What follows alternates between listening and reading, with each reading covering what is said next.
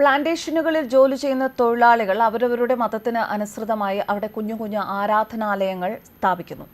അതിനുശേഷം കുറേ കാലം കഴിയുമ്പോൾ ആ ആരാധനാലയങ്ങൾ വലുതാക്കാനുള്ള ശ്രമം നടത്തുന്നു.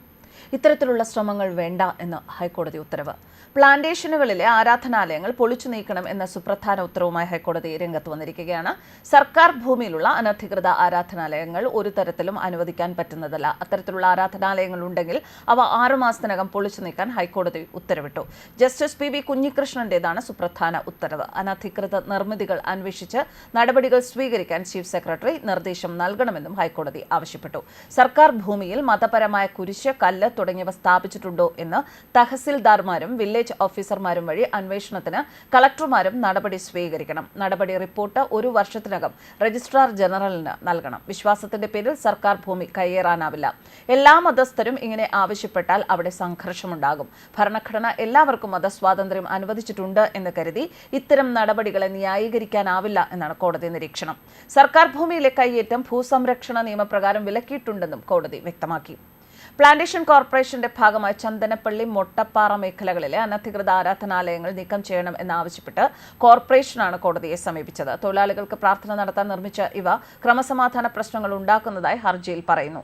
മണ്ണിലും വിണ്ണിലും തൂണിലും തുരുമ്പിലും ദൈവം ഇരിക്കുന്നു എന്ന ശ്രീകുമാരൻ തമ്പിയുടെയും മനുഷ്യൻ മതങ്ങളെ സൃഷ്ടിച്ചു, മതങ്ങൾ ദൈവങ്ങളെ സൃഷ്ടിച്ചു, മനുഷ്യനും മതങ്ങളും ദൈവങ്ങളും കൂടി മണ്ണ് പങ്കുവച്ചു, മനസ്സ് പങ്കുവച്ചു എന്ന വയലാറിന്റെയും ഗാനങ്ങൾ ഉദ്ധരിച്ചാണ് വിധിന്യായം.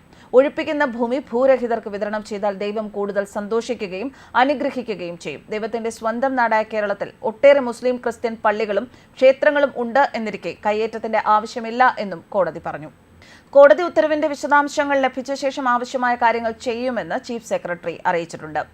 പൊതുജനങ്ങൾക്കും കളക്ടറെ വിവരം അറിയിക്കാം. സാമുദായിക സൗഹാർദ്ദം സംരക്ഷിക്കണം. അതിനുവേണ്ടി ഇത് അനിവാര്യമാണ് എന്ന് വിലയിരുത്തിയാണ് ജസ്റ്റിസ് PV കുഞ്ഞികൃഷ്ണന്റെ ഉത്തരവ്. നടപടി റിപ്പോർട്ട് 1 വർഷത്തിനകം നൽകാനും ഉത്തരവിൽ നിർദ്ദേശിച്ചിട്ടുണ്ട്. പ്ലാന്റേഷൻ ഭൂമിയിൽ സ്ഥാപിച്ച അനധികൃത ആരാധനാലയങ്ങൾ നീക്കണം എന്നാവശ്യപ്പെട്ട് പ്ലാന്റേഷന്റെ ഭാഗമായ പത്തനംതിട്ട ജില്ലയിലെ ചന്ദനപ്പള്ളി, മൊട്ടപ്പാറ, ചന്ദനത്തടിക്കൽ തുടങ്ങിയിടങ്ങളിൽ തൊഴിലാളികൾക്ക് പ്രാർത്ഥിക്കാൻ ചെറിയ ക്ഷേത്രങ്ങൾ നിർമ്മിച്ചിരിക്കുന്നതായും ഹർജിയിൽ പറയുന്നുണ്ട്. ഇത് പിന്നീട് വിപുലപ്പെടുത്താനുള്ള തൽപര കക്ഷികളുടെ ശ്രമം ക്രമസമാധാന പ്രശ്നങ്ങൾ ഉണ്ടാക്കുന്നതായി ചൂണ്ടിക്കാട്ടിയാണ് ഹർജി. പ്ലാന്റേഷൻ കോർപ്പറേഷന്റെ ഭൂമിയുടെ അതിർത്തി നിശ്ചയിച്ച് കയ്യേറ്റക്കാരെ ഒഴിപ്പിക്കാൻ 6 മാസത്തിനകം നടപടിയെടുക്കാനും കോടതി നിർദ്ദേശിച്ചു. സ്വന്തം ശരീരത്തിലടക്കം ദൈവം എവിടെയുമുണ്ട് എന്ന് വിശ്വസിക്കുന്നവരാണ് അധികവും. അതിനാൽ സർക്കാർ ഭൂമി കയ്യേറി ആരാധനാലയം സ്ഥാപിക്കേണ്ട ആവശ്യമില്ല. ഒരാൾക്ക് അനുവദിച്ചാൽ മറ്റു മതസ്ഥരും അത് തുടങ്ങും. ഇത് പ്രശ്നങ്ങൾക്കിടയാക്കും. ഭരണഘടന അനുവദിച്ച മതസ്വാതന്ത്ര്യം സമുദായ സ്പർദ്ധ വളർത്തുന്ന നടപടികൾക്കുള്ള അവകാശമല്ല എന്നും കോടതി വിലയിരുത്തി. News desk കർമാനസ്.